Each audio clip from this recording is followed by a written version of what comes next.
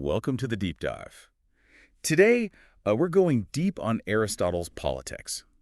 It's a book that, it still has a surprising amount to say about how we think about societies even today. Yeah, and you've given us these excerpts from a modern translation, along with your notes, of course. So it seems like you're trying to figure out how Aristotle's ideas apply to the modern world. And that's what we're all about here. Right. It's kind of like we've got this blueprint from way back when for building a society that actually works. I don't mean a strict set of rules, more like guidelines for, what makes a city tick, what helps it thrive, all that. That's a great way to put it. And just like a good blueprint, politics doesn't just describe some perfect ideal. It gets into the messy stuff, how power really works, even the ways different political systems can go wrong.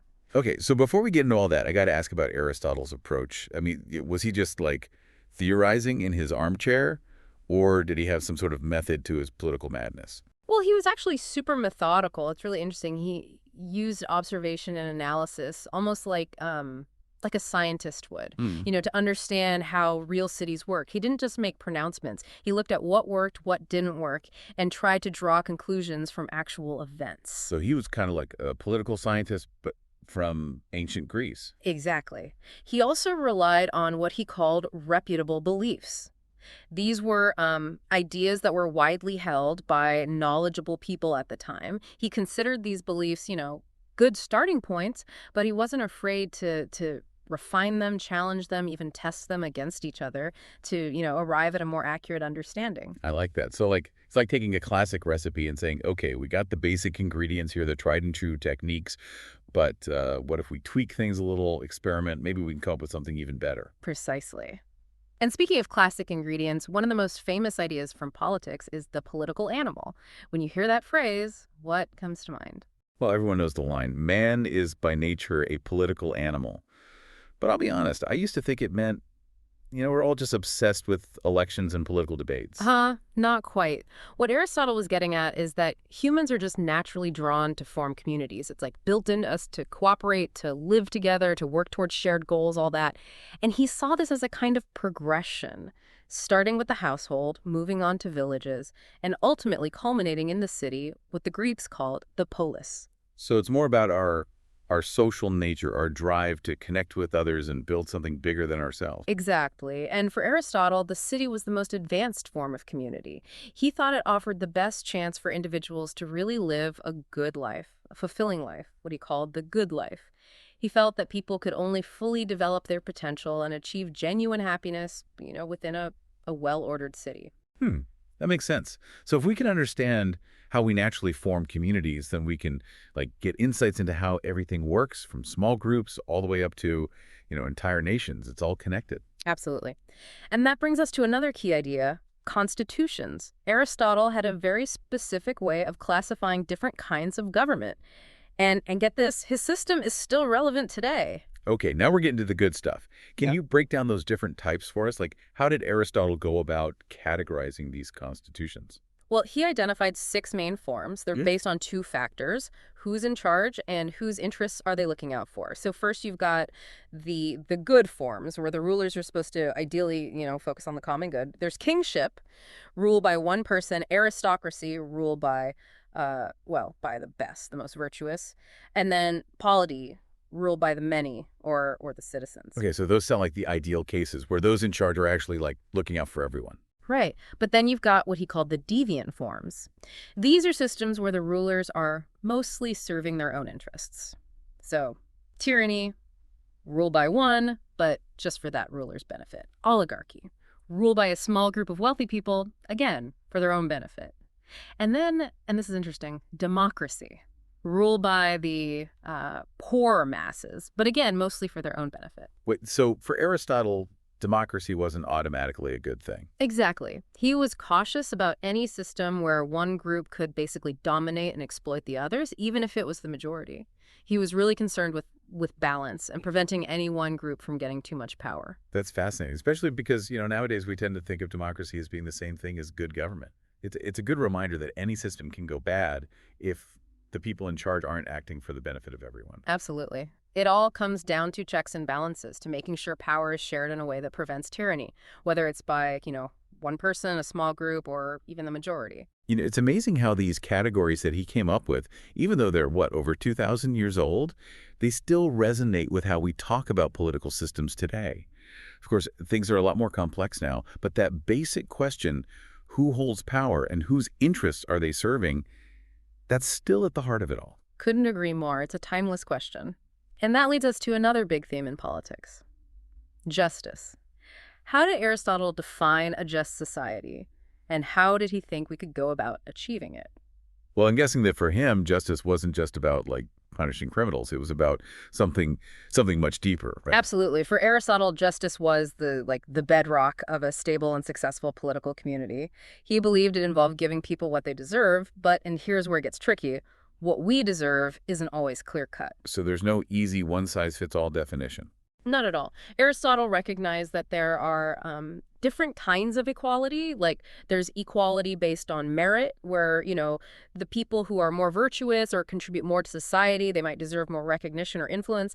Then there's equality based on, say, birth or wealth, which he saw as less fundamental. Interesting. So he was already grappling with these complex questions of fairness and equality that, we're still debating today. Exactly. And here's something that might resonate with you. Aristotle was a huge advocate for the rule of law. He thought law should be general and apply equally to all citizens. He saw the law as like a framework for governance that's fair and consistent, something that would prevent arbitrary decisions and favoritism. So he was basically saying no one is above the law, even way back then. Exactly. He saw it as crucial for preventing abuses of power, whether it was by, a king, an aristocracy, or even the masses. That whole concept of law as a check on power is something we still value a lot today. Okay, so we've covered a lot of ground. Aristotle's methodical approach, the whole political animal thing, different kinds of constitutions, and the importance of justice and the rule of law. But politics isn't just some theoretical work, is it? He also gets into the nuts and bolts of, how to actually govern a city. You're right. Aristotle was definitely a pragmatist. He wasn't just interested in, abstract ideas. He wanted to figure out how to actually apply them, how to build a city that worked, a city that was successful. And that's where his observations of different Greek city-states come in, their successes, their failures, all that. So what kind of practical advice did he give? What did he think were the keys to, good governance? He covers all sorts of things, from managing property and wealth to setting up political offices to making sure different social classes can participate in government. He even talks about a city's physical layout and its location. Wow, he really thought about everything. He was like an ancient urban planner. He was. And here's an example that you might find interesting. Aristotle talks about managing wealth responsibly. And he tells this story about the philosopher Thales of Miletus. Thales was really well known for his knowledge of astronomy, but people kind of looked down on him because he was poor. They thought, well, if you're so smart, why aren't you rich? Oh, yeah, I've heard that one before. Those philosophers, they're too busy thinking about the meaning of life to make any real money. Exactly. So Thales, just to prove a point, used his astronomy knowledge to predict a really good olive harvest. Then, very quietly, he rented all the olive presses while prices were low because he knew everyone would need them later. When the harvest came in and demand went way up, he made a fortune. That's an amazing story. So Yeah. Aristotle wasn't saying that wealth is bad, but that it's what you do with it that matters. It shouldn't be the main focus of society. Precisely. He believed wealth should, serve the higher goals of the city and the well-being of its citizens, not the other way around. Okay, so Aristotle had some thoughts on wealth. But I know there's another topic that's really central to his vision of a good city: education. What were his views on that? You're right. Aristotle thought education was absolutely key to shaping virtuous citizens, citizens who would, contribute to the city's well-being. But he wasn't talking about just rote learning or, job training. He was advocating for an education that developed both character and intellect, something that would prepare people to participate responsibly in political life and, ultimately, to find happiness. So for him, education wasn't just about getting a job. It was about becoming a good person and a good citizen. Exactly. He saw it as the foundation of a virtuous and flourishing society. It's amazing how relevant that is today. We're always debating what should be taught in schools, how to prepare young people for the future, all of that. Aristotle's ideas about the purpose of education are so insightful when it comes to those discussions. Absolutely. They offer a different perspective on what our priorities should be in our education systems. Okay, so we've talked about the different parts of the city, the qualities of good leadership, the importance of education. But I'm remembering that Aristotle also um, explored this tension between two ways of life, the the active life of politics and the contemplative life of philosophy. What did he have to say about that? That's a really interesting part of politics. It's a tension that a lot of us still feel today. How do we balance our responsibilities to our community with our own personal growth and our desire for knowledge? Do we dedicate ourselves to serving the greater good, or do we, retreat to a life of quiet contemplation? It's a tough question. So which way did Aristotle lean? Did he think one was just inherently better than the other? Well, he actually saw value in both, but he ultimately concluded that the highest form of happiness comes from the contemplative life, pursuing knowledge and understanding for its own sake. But it's not that simple. So even in a perfect city, there's something even more rewarding than being like a model citizen. That's how he saw it. But it's nuanced. He wasn't saying that everyone should just abandon politics and become a philosopher. He knew not everyone was cut out for that kind of life, and that a functional city needs people who are actively involved in its affairs. So it's not an either thing. It's more about like recognizing the value of both paths and finding a balance that works for you and for your community. Exactly. And that's one of the key takeaways from politics. It's not like a rigid set of rules or some utopian fantasy. It's more like a framework for thinking about human society, the different ways we can organize ourselves, the challenges we face, and the possibilities for a more just and fulfilling life for everyone. I love that. It's like he's giving us a toolbox, and it's up to us to figure out how to use those tools in our own time and place. Precisely. Now, before we dive into some of the specific passages you've pulled from the text, what stood out to you so far? Anything that's really piqued your interest? Honestly, I'm really fascinated by the idea that a city, even an ideal one, is kind of like a complex organism. Different groups of people have different roles and functions, and every part has to work together for the whole thing to thrive. That's a brilliant observation. And Aristotle really breaks down those different parts in great detail. He identifies several key groups, like the farmers who provide food, the craftsmen who make things, the traders, the warriors, and of course, the rulers. And each of these groups has like specific virtues, qualities they need to really do their jobs well, right? Absolutely. And Aristotle emphasizes that a balanced city needs all of these groups working together. You can't have a city that's just warriors or just farmers or just traders. You need all of them. It takes a village, as they say. Exactly. And I think Aristotle would totally agree with that. One thing he really emphasizes is that the warriors, those who defend the city, they should also have a say in how it's run.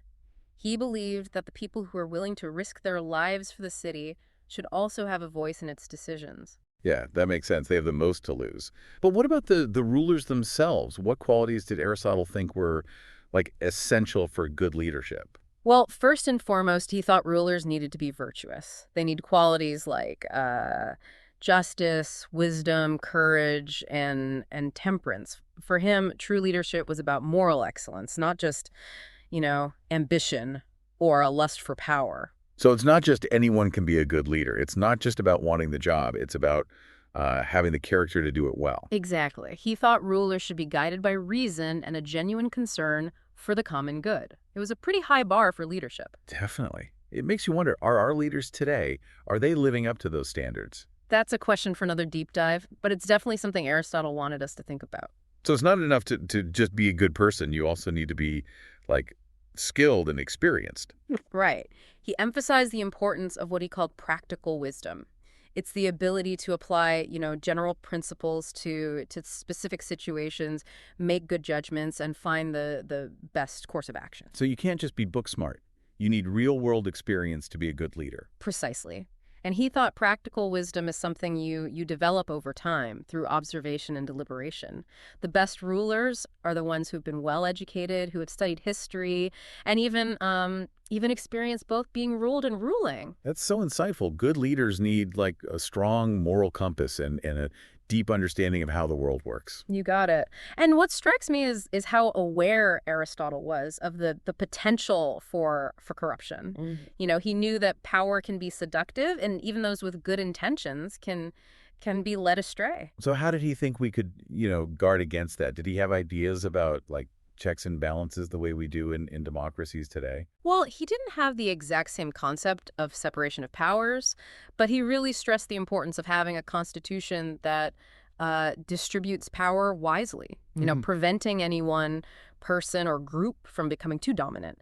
He also thought that a vigilant citizenry, people who are paying attention and involved, are really important for preventing tyranny. So it's like sharing power, having systems of accountability, and citizens actively participating in the affairs of the city. Sounds like he was quite the advocate for civic engagement. He was. He thought a healthy political community absolutely requires active participation from its members. It's a shared responsibility. Okay, so we've talked about the different parts of the city, the qualities of good leadership, the importance of an engaged citizenry. But what about Aristotle's vision of, the good life within this ideal city? What would a fulfilling and happy life actually look like for the people living there? Remember, Aristotle believed that humans are social creatures and that they can only really thrive in a well-ordered community. So for him, the good life is totally tied to being a virtuous and active citizen. It's not just about individual happiness, it's about contributing to the well-being of everyone. So it's not like he was endorsing some kind of, self-serving individualism. He thought true happiness comes from being part of something bigger than ourselves, from contributing to a community where everyone has the chance to thrive. That's exactly it. And he thought that living a virtuous life means actively participating in political life, helping make decisions and working towards the common good. It also means developing your intellectual and moral capabilities, pursuing knowledge, and trying to be excellent in all your endeavors. So it's a very active and engaged vision of happiness, not just like sitting back and enjoying the fruits of everyone else's labor. Right.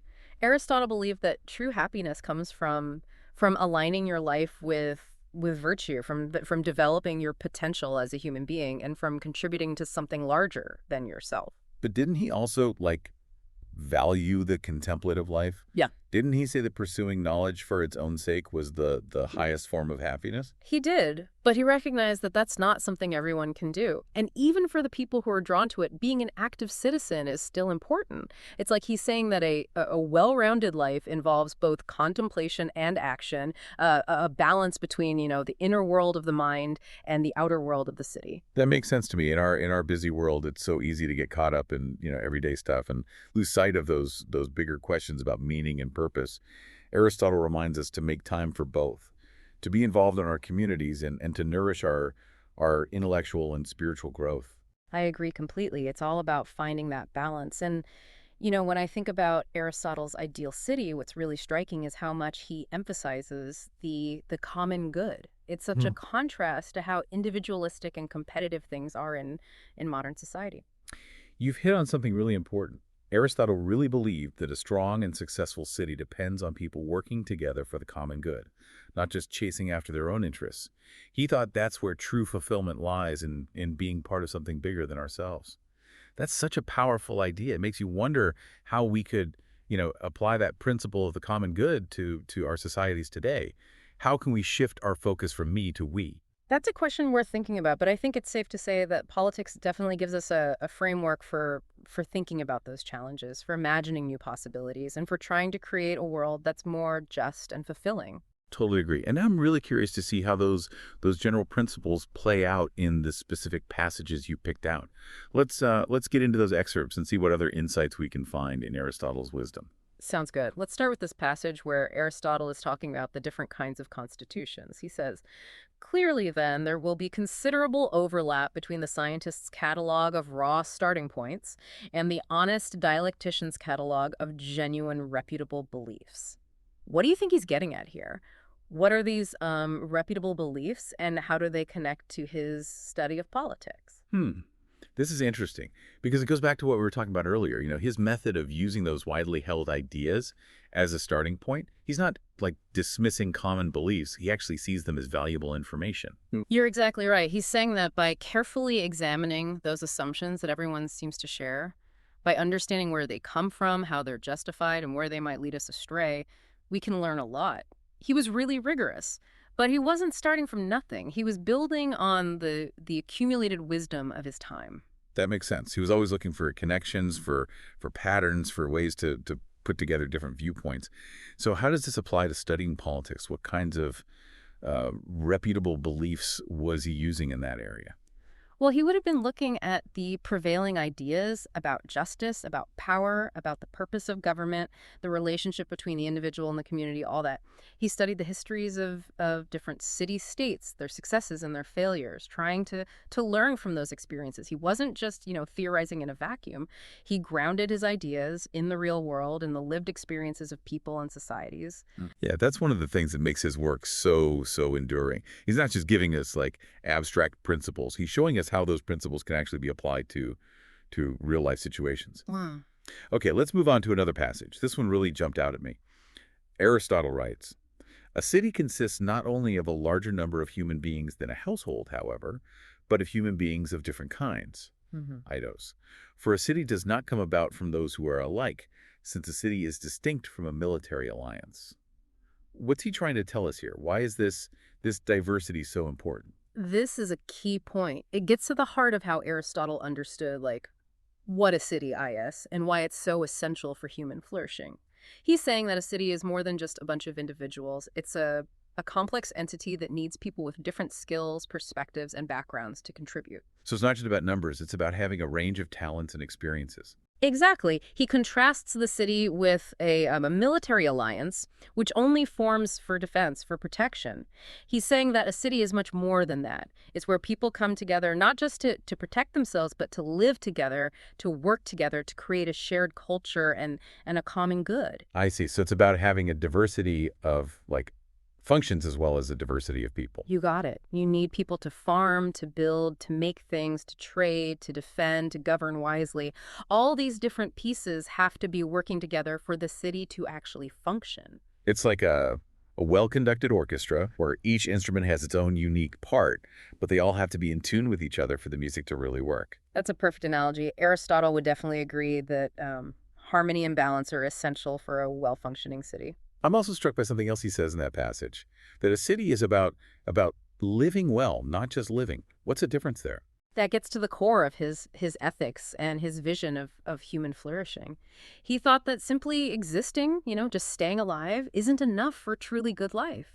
We need to strive for something more, for eudaimonia, which is often translated as happiness or flourishing. So it's not just about survival, it's about living a life that's like meaningful, a life with a purpose. Precisely. And he thought that the city, when it's working the way it should, provides the best environment for people to achieve that kind of flourishing. It offers, opportunities for education, for taking part in government, for developing our talents and virtues, for forming meaningful relationships, for contributing to the common good.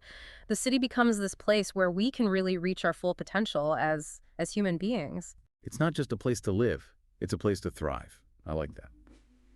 And so let's move on to another passage that really got me thinking.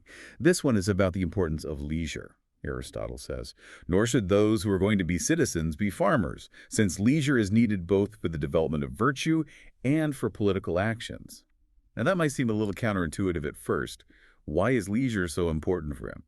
Don't we need people working hard to keep everything running? That's a great question. It highlights something really important about how Aristotle thought. He recognized that a truly flourishing city needs more than just hard work and productivity. It needs citizens who have the time and the ability to engage in activities that cultivate virtue. Things like education, contemplation, participation in government, and the arts. So it's about that balance between work and leisure, between, practical stuff and intellectual pursuits. We can't just be working all the time. We need time to think, to learn, to grow as individuals and as citizens. Exactly. He wasn't saying that farmers are, unimportant. He saw agriculture as essential. But he argued that for citizens to really participate in political life and develop the character they need for good governance, they need time for activities that nourish the soul and the mind. It's like if we're constantly just working to survive, we don't have the mental space to think about the bigger issues, to participate in civic life, to develop our virtues. Exactly. He thought leisure is essential for cultivating those qualities that make us truly human. Those qualities that let us think critically, engage in thoughtful debate, make wise decisions, and live a life that goes beyond just meeting basic needs. I'm seeing a pattern here. Aristotle keeps coming back to this idea of balance. balance between the different parts of the city, between work and leisure, between practical concerns and intellectual pursuits. He seems to be saying that too much of anything, even something good, can throw things out of whack. You're absolutely right. Balance and harmony were key concepts for him. He saw the city as this place where we can try to achieve that balance, to create a society where all the different parts work together in a way that benefits everyone. Okay, let's look at one more passage before we move on. This one's about the role of law. Aristotle says, "It is more choice-worthy, therefore, to have law rule than any one of the citizens, and by the same argument, even if to have certain people rule is better, they should be appointed as guardians of the laws and assistants to them." This seems pretty straightforward. He's saying that it's better to have the rule of law than the rule of any individual person, right? Yeah, it sounds like he's advocating for a system where everyone's subject to the same laws, no matter what their position is, no matter how much power they have. That's right, but there's more to it than that. He's making an argument for a very specific understanding of what role law should play in a just and well-ordered society. What's so special about his view of law? Well, first of all, he sees law as the product of reason and deliberation, not just the whims of some ruler. Good laws, for him, are based on principles of justice and fairness, and they should be applied impartially to everyone. It's not about might makes right. It's about a system where everyone's equal before the law. That makes sense. It sounds like a very modern idea, this idea that the law applies to everybody, even those in power. It is. And he believed that the law works as a kind of neutral judge, preventing people in power from abusing their authority and making sure that everyone gets treated fairly. I noticed that he also says something interesting about rulers being guardians of the laws and assistants to them. What does that mean? He's acknowledging that even in a system where law is supreme, you still need people to interpret those laws and to enforce them. Yeah. But he's saying that the people who have that responsibility, they should see themselves as servants of the law, not as masters of it. But they're not above the law. Exactly. Their job is to uphold the law, to make sure it's applied fairly and consistently, not to twist it for their own benefit. That's a really important point. Even the best laws are only as good as the people who enforce them. Absolutely. So much depends on having virtuous and wise rulers who are really committed to upholding the rule of law. That's a challenge we still face today. How do we make sure that the people in positions of power are actually committed to justice, to fairness, to the rule of law? How do we ensure that they're serving the common good, not just their own interests? Those are big questions, and it seems like Aristotle's politics gives us some ways to think about them. There's one more passage I want to look at before we move on. This one's about education, and it seems particularly relevant to our own time. Aristotle says, "Now it is not unclear that the young should not be educated for the sake of amusement. For while they are learning, they are not amusing themselves, since learning involves pain." Now, this might sound a little harsh, but I think he's on to something important, right? He is. This goes to the heart of his views on the purpose of education. Yeah. He's challenging this idea that education should mainly be about entertainment or just learning practical skills. He thought it should aim higher to cultivate virtue, develop our ability to reason, and prepare us for a life of active citizenship and the pursuit of knowledge. So he's saying that while learning might not always be, fun and games, it's ultimately about building good character and preparing us for a fulfilling life. Exactly. And he understood that this kind of education often takes, effort, discipline, sometimes even a little bit of discomfort, but he believed the rewards were worth it, that education is an investment in ourselves and in our society as a whole. When I think about how complex the world is today and how much we need, critical thinking and informed decision-making, Aristotle's view of education feels more relevant than ever. Couldn't agree more. His emphasis on cultivating virtue, developing our rational faculties, and preparing us for active citizenship, those are qualities that are absolutely essential for navigating the 21st century. We've covered so much today. We've explored Aristotle's method, his ideas about the city, justice, leadership, leisure, law, and education. But it feels like we've only just scratched the surface. You're right. Politics is such a rich and complex text, and it really rewards deep study and contemplation. But what we've seen today is how relevant and insightful Aristotle's ideas still are, even though they were written, over 2,000 years ago. Absolutely. His insights into human nature, into the challenges of social organization, into the pursuit of a just and fulfilling life, These are timeless themes that still speak to us today. They do. Now, before we wrap up our exploration of politics, let's just take a moment to consider what really resonated with you, what surprised you, what's sticking with you as we go deeper into Aristotle's ideas. Yeah, honestly, I've been thinking about how relevant so many of Aristotle's ideas are to like our world today. His focus on the common good, working together so everyone benefits. It's such a contrast to how individualistic and competitive things feel now. You're right on the money. Aristotle was convinced that a strong, thriving city needed a shared sense of purpose, you know? Citizens had to put the well-being of the whole first, not just chase their own interests. He wouldn't be a fan of that every man for himself attitude at all. I know, right?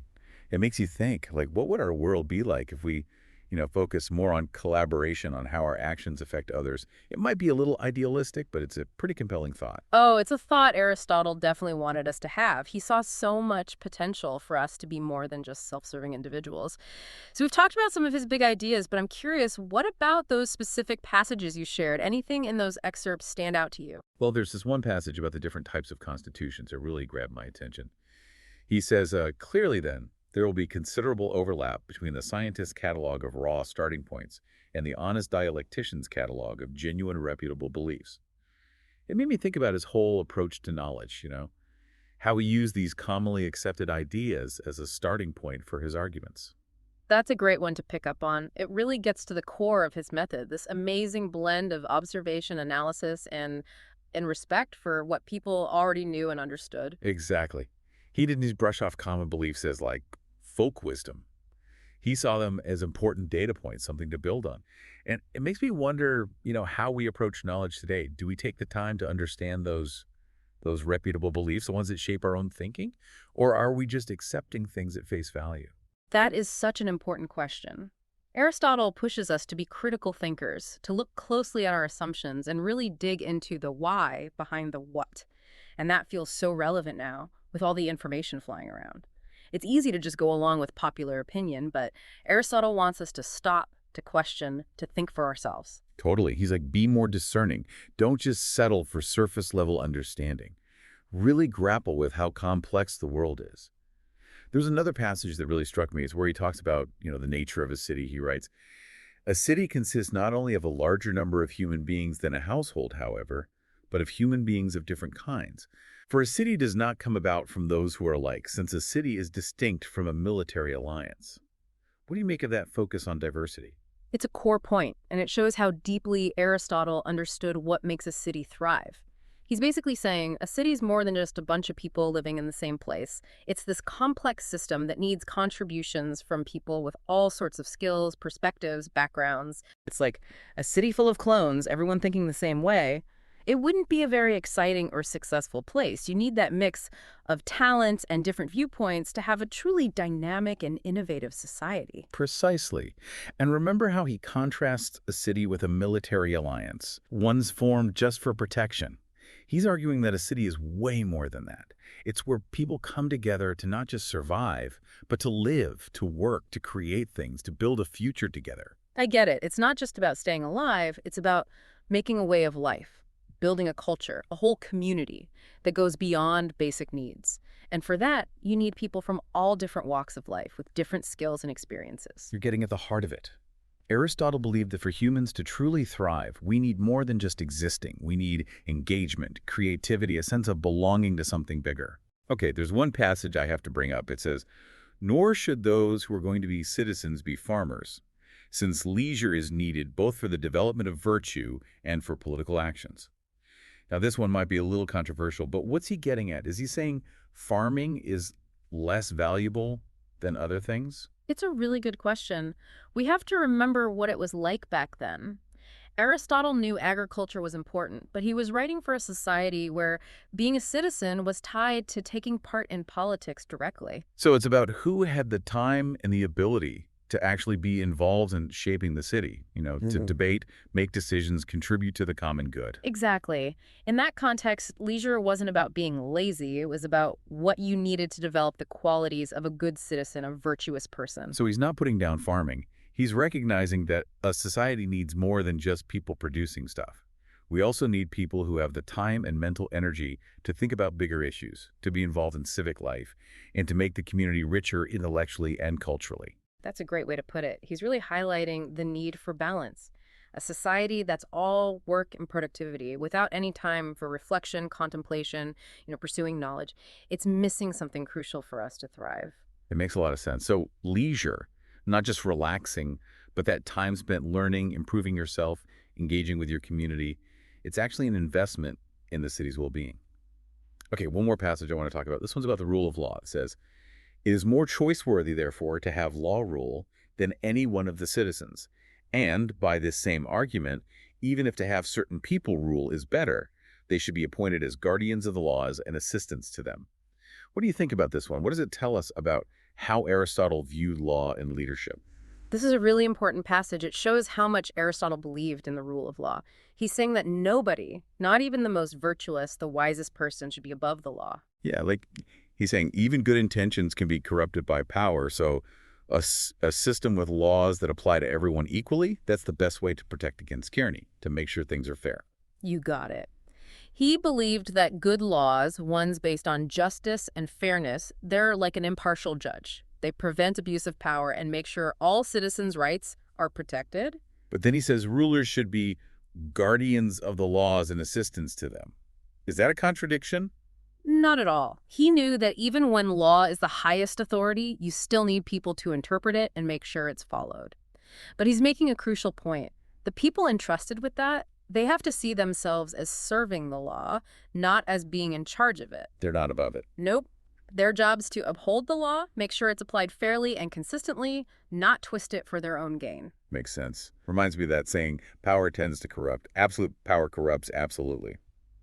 Aristotle seems to have recognized that, even with the best intentions, power can be tempting, and a strong legal system is what protects us from that. You are so right. Aristotle was very aware of how power can corrupt, and the rule of law was his answer to that danger. Okay, so rule of law, got it. But there's this other passage about education I want to bring up. It's a little provocative. It says, "Now, it is not unclear that the young should not be educated for the sake of amusement.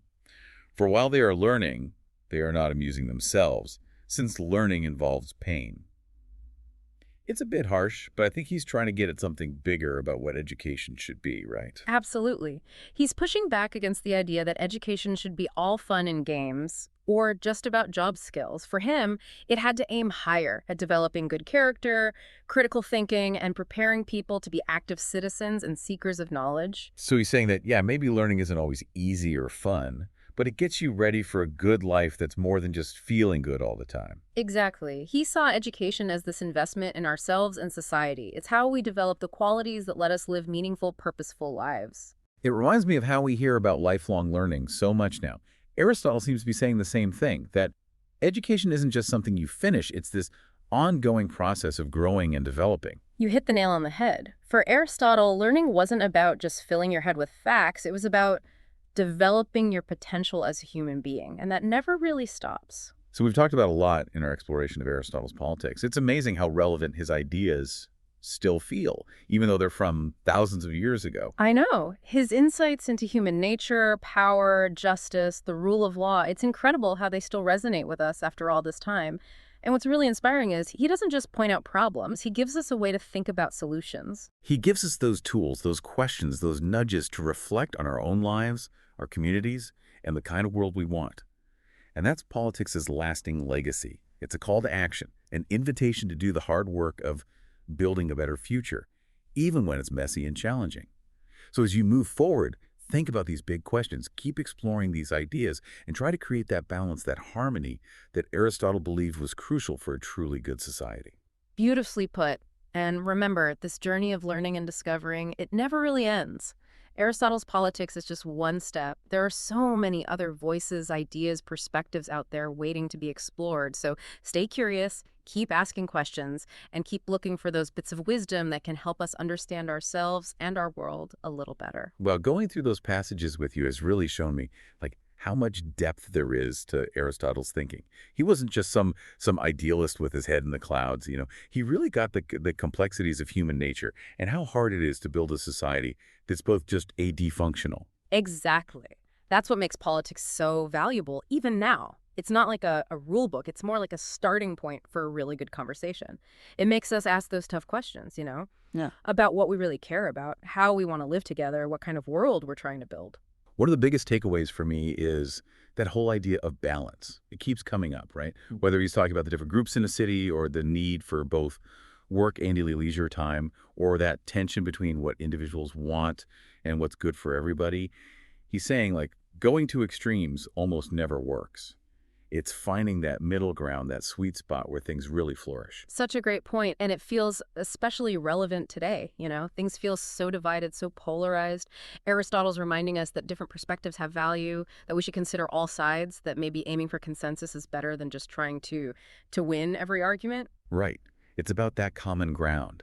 Recognizing that we're all in this together, that working together, even when we don't see eye to eye, Yeah. that's how we get to the things we all want, like justice, fairness, everyone having opportunities. I love that. And it makes me think about how much Aristotle stressed the importance of people being involved, not just voting, but being active in the city's life, holding leaders accountable, working for the common good. He truly believed that a healthy society needs its people to participate. It's that civic virtue thing, isn't it? That feeling of responsibility for something bigger than yourself. Being willing to put in the time, the effort to make your community better. It's not always easy or fun, but Aristotle's saying it's essential for us to thrive, both as individuals and as a whole. Absolutely. And I think that really resonates with us today. We're all so busy with our own lives, it's easy to feel disconnected from the bigger picture. But Aristotle reminds us we're not just individuals, we're part of a community. What we do affects others. So it's not just about balance in our own WN lives, it's about balance between what we need and what the community needs. Seeing that connection, that our well-being is tied to everyone else's. Beautifully said. And I think that's a really powerful thought to keep in mind as we go about our lives. We have a responsibility not just to ourselves, but to each other, to those who come after us, to the whole planet, really. So as we wrap up this deep dive into Aristotle's politics, Mm. I'm walking away feeling hopeful. Even he was writing about these ancient Greek cities, his ideas still have so much to teach us. I agree wholeheartedly. What he understood about human nature, about how power works, about the importance of justice and law, those are timeless. And what I find really inspiring is he doesn't just leave us with problems. He gives us ways to start thinking about solutions. He gives us tools, questions, things to think about as we look at our own lives, our communities, the kind of world we're building. And I think that's politics' real legacy. It's a call to action, an invitation to do the work of making things better, even when it's tough. So going forward, let's keep asking those big questions, keep exploring these ideas, and keep trying to create that balance, that harmony that Aristotle believed was so essential for a truly good society. Well said. And remember, learning and discovery, it never really stops. Aristotle's politics is just a starting point. There are so many other voices out there, different perspectives, new ideas waiting to be discovered, so stay curious, keep asking those questions, and keep searching for that wisdom that helps us understand ourselves and our world a little bit better.